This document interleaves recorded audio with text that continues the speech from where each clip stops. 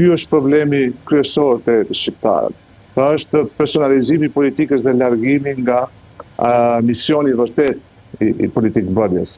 Pse është kjo, mendoj se më tepër flet për nivelin e vet atyre që janë aktor dhe faktor në politikë. Pra kemi të bëjmë me një plejad njerëzish të cilët janë një kohë të gjatë në skenën politike.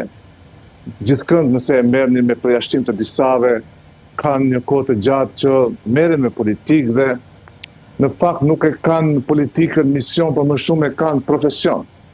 Dhe duke e parë politikën si profesion fitimprurës, këta njerëz bëjnë çmos që të ngelin aty. Pra, nëse do dilnin nga politika, në fakt nuk kanë profesion tjetër ku dhe me çka të merren. Dhe ky është problemi kryesor që mendoj se buron edhe nga niveli i vetë votuesit, mund ta them në përgjithësi. Pra ne jemi ata që projektojmë liderët tanë. Liderët tanë janë arketipi i mesatarës së një popullate. Pra ajo që shohim ne në skenën politike është ajo që ne kemi votuar. Andaj edhe është një çështje më e komplikuar, do të thoja, nuk mund të jepet ndonjë përgjigje shumë e thjeshtuar, sidomos kur bëhet fjalë për cilëtetin e përfaqësimit të shqiptarëve këtu. Unë prap jam optimist se këto zgjedhje, por edhe zgjedhjet paraprake pra të vitit kaluar, që ishin parlamentare, po paralajmërojnë një kthesë te skena politike shqiptare. Në radhë të parë i detyruan partitë politike të bëjnë bashkë në dy bloqe. Dhe tani këto zgjedhje sikur u kanë dhënë mesazhin se nuk mjaftojnë të jenë dy bloqe vetëm në aspektin numerik, por duhet të punojnë dhe të dëshmojnë se këto dy bloqe janë bazuara në vlera. Nëse nuk janë bazuara në vlera, unë besoj se pas zgjedhjeve nuk do të ketë gjasa që shumë të vazhdojnë në jetëgjatësinë e tyre.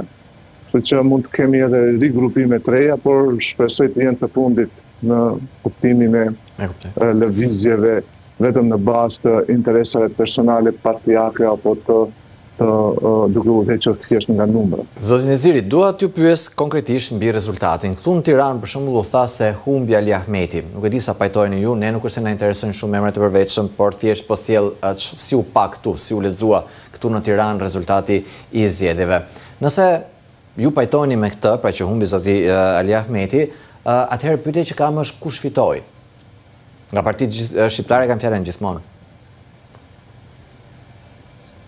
Është fakt se humbi zoti Ahmeti nëse shihet nga numri i komunave që ka fituar koalicioni i tij, Aleanca Kombëtare për Integrim, ose numrin e komunave që ai është në balotazh, por ku nuk është në epërsi.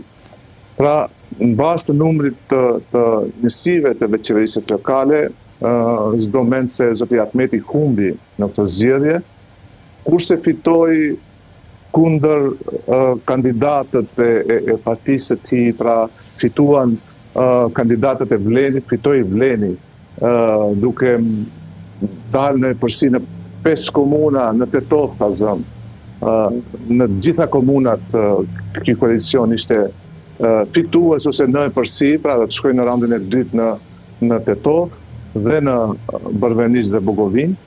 Në Gosivar doli fitues AKI-ja, por pa votues mjaftueshëm që të sigurojë cenzusin. Në Struk, po ashtu doli fitues Vleni. Pra, kemi një fitore të Vlenit në numrin e komunave, por nga ana tjetër, nëse e matim fitoren me numra të votave të dhëna për listët e këshilltarëve, ku votohet partia, aty doli fitues zoti Ahmeti. Dhe këtu kemi dy fitues në realitet dhe dy humbës.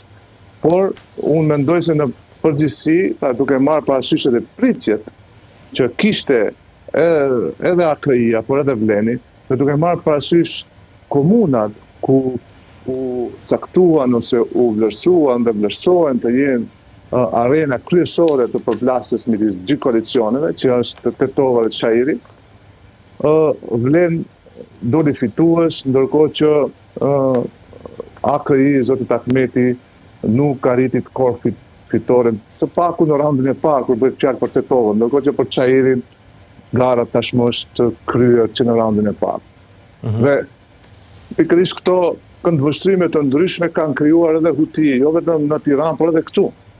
Pa ne kemi 2 tabore që festojnë. Kemi Vlenin që feston fitoren dhe që sot dhe kërkon pensionimin e zotit Ahmeti, por kemi edhe zotin Ahmeti që doli në një konferencë shtypi dhe tha, unë kam fituar dhe këtë e thonë edhe vetë numrat e Komisionit Shtetëror Zgjedhor. Dhe paradoksalisht të dyja palët kanë të drejtë, por megjithatë unë mendoj se garat në zgjedhjet lokale